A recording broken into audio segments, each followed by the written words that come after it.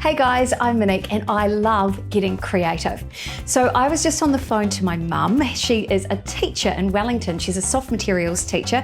Her name's Mrs. Bradley or Helena Bradley at Brandon Intermediate. Shout out to all the Brandon students out there. You guys are amazing.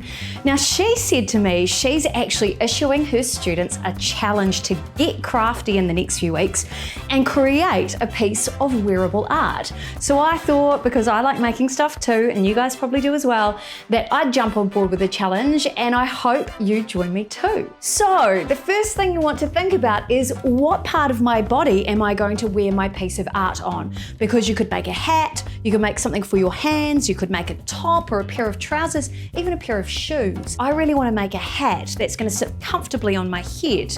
And to do that, I'm probably going to need to find some sort of platform to put my creation on. So the first thing you want to think about is, how are you going to structure your piece of art? What's going to fit on your head or on your body to support your art? Then the next step is to go hunting for all of the items you can stick together to create your art. So let's have a look at what I've found around my house and outside my house.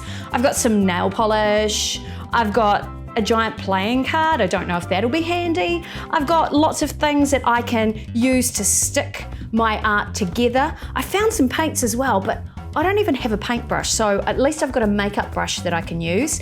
Down the front here, I've got some old beads I found and some fabric, embroidery thread, some other fabric. I found some bags from an event I went to. It was a gift bag, and even this awesome piece of handle here, this rope.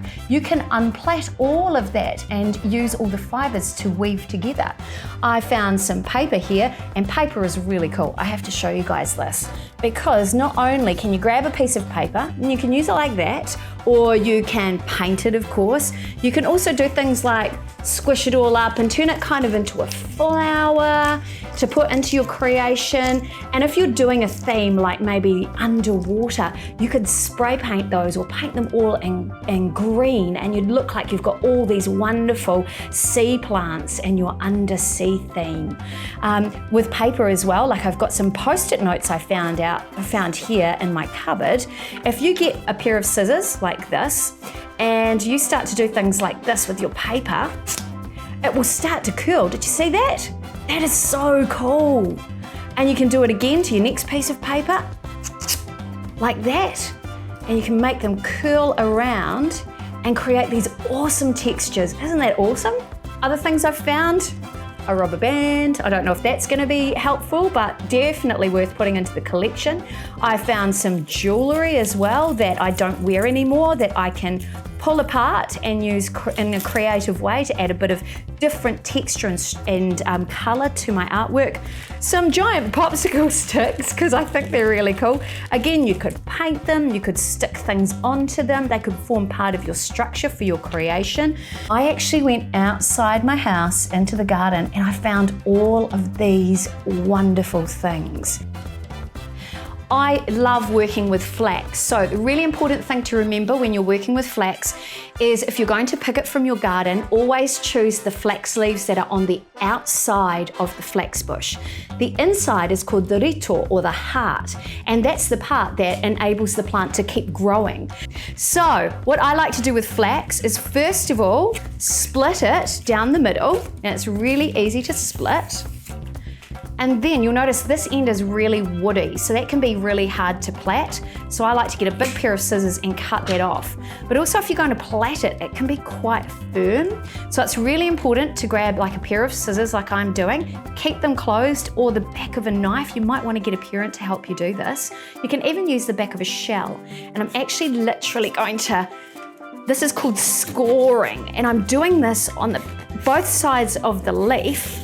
I'm doing that because it starts to make it more bendy. So if you do it on both sides like this, and it can be a little bit challenging, but worth it. It will soften up your flax so you can work with it. The last thing to do is to think of a theme. It could be fantasy, it could be sci-fi, it could be family, it could be underwater. I think with all of these beautiful coloured leaves, I'm going to choose the theme of autumn.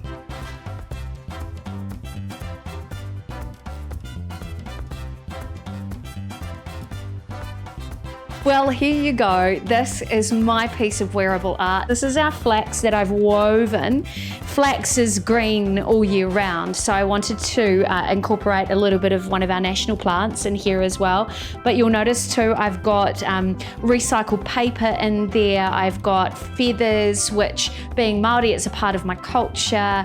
And I just really wanted to incorporate all of those things of autumn. And at this time of year, a lot of birds are actually losing their extra feathers, or they're getting ready for their winter coat or winter feather coat.